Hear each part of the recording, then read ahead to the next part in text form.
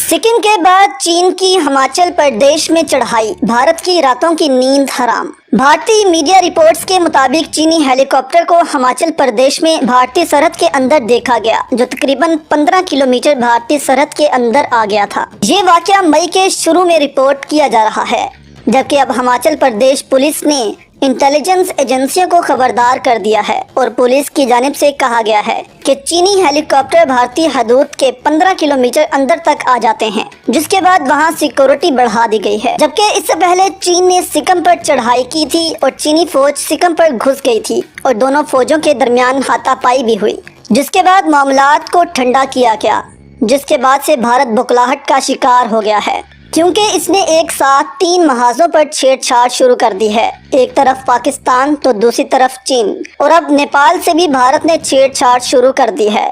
और अब भारतीय फौज को समझ नहीं आ रही कि भारत क्या करे, जबकि इससे पहले भारत की नेपाल के साथ भी कशीदगी जारी है। दरअसल बात कुछ यूं है कि भारत नेपाल के इलाके लैफू लेक से एक सड़क तिब्बत तक लेकर जाना चाहता है, जिसकी बिना पर भारत ने नेपाली इलाके में ही सड़क की तामीर का काम शुरू किया, जिस पर नेपाल ने शदीद एहतजाज किया और अपनी फौजें सरहद पर लगा दी। जिसके बाद नेपाल ने अपना नक्शा जारी किया और कहा कि ये नेपाल का नक्शा है और ये इलाके नेपाली हदूद में आते हैं। जिसके बाद नेपाली सदर ने भी प्रेस कॉन्फ्रेंस की और ये नक्शे जारी किए और इस लैफू लेक को नेपाल का हिस्सा करार दिया। लेकिन दूसरी तरफ भारत की वही पुरानी ढटाई, इसका इल्ज़ाम भी चीन पर लगा दिया।